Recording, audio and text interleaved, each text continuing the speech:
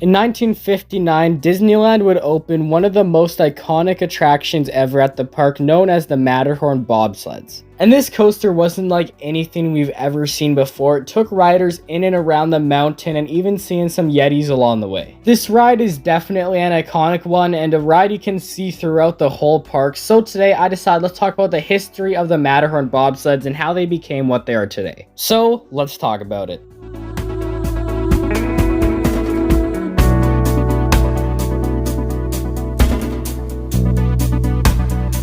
During construction of Disneyland in the early 50s, Disney was digging up a lot of dirt around the Sleeping Beauty's castle for the massive moat that is there today, and they had a problem where they couldn't figure out where to put all this dirt. But in between Fantasyland and Tomorrowland, where we have the Matterhorn today, was a perfect spot for them to pile all this dirt, and that's exactly what they did. They had a little hill here which was named Holiday Hill, and this area wasn't a ride or anything. It was just simply a little picnic area for people to sit down, relax, and eat. But this little picnic area didn't seem like it would last very long, as after Disney built the Disneyland Skyway in 1956, Walt Disney had the idea of a toboggan ride inside a mountain that would sit on this land previously known as Holiday Hill. Walt's original idea for the Matterhorn was for it to feature actual snow, but this of course wouldn't really be possible in the California heat. Ultimately, these plans ended up going further, as just a little while later, Disneyland executives saw this new Wild Mouse style roller coaster and they began thinking of how they could use this type of roller coaster inside a mountain to make a toboggan roller coaster. Planning and construction for this ride started in 1958, as Imagineer Bob Gurr was responsible for designing the track design for the ride.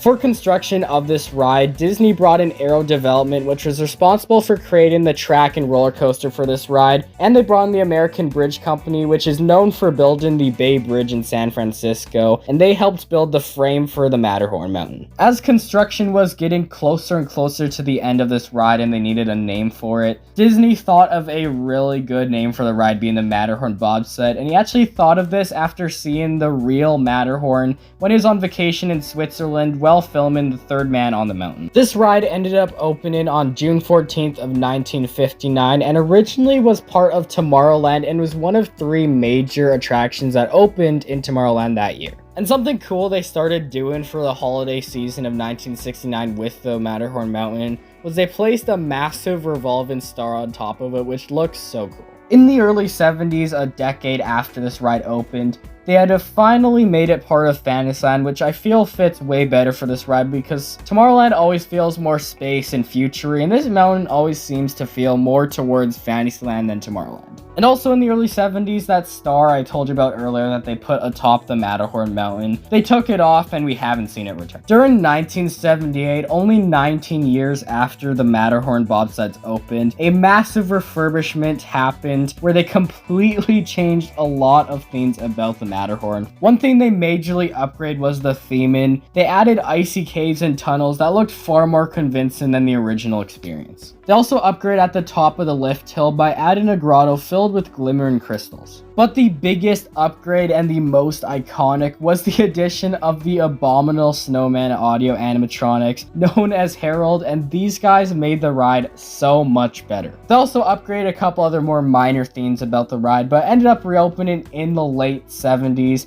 and lots of people love the new improved version of the ride. Later in 1994, after Disney closed the Skyway, they were left with a massive gap in the middle of the Matterhorn mountain, which they partially sealed up and made it look more nicer. Over the next decade, a lot of more minor changes happened to the ride, but then in 2012, they closed it for a 6-month refurbishment. This massive renovation project did a lot of cool things to the Matterhorn. One major thing they did was they completely repainted the Matterhorn. For all of the snow on it, they used a new snow mixture that was glass beads mixed with the paint to help reflect the snow to make it look more real. They added new upgraded cars to the ride, which now made it so there was 6 different seats in it, so they didn't have to do lap seating anymore on the coaster. And during this refurbishment, they also gave the Abominable Snowman animatronics movable jaws, which was awesome. All these different changes they made to the Matterhorn were all helped designed by Imagineer Jim Crouch, who helped make the ride so much better. This refurbishment wouldn't be the last one they did to the ride, as on January 5th of 2015, the ride closed again for its third refurbishment, where for this they upgraded all of the effects on the ride, including the Abominable Snowman, which they got new animatronics for, which looked so much cooler. After this refurbishment in 2017, they finally added a Fast Pass ride system to the ride, which really helped with crowds for this attraction. And also during that time, they closed the ride for its most recent refurbishment, where they upgraded the queue area to accommodate for larger crowds. So over the past 64 years that the Matterhorn bobsleds have been around, it changed from just a tiny hill picnic area to a massive ride, which to this day is one of the biggest rides at Disneyland, and definitely one that I would say is one of my favorites. One thing I like about this ride is it has two separate tracks, and they're both completely different from each other.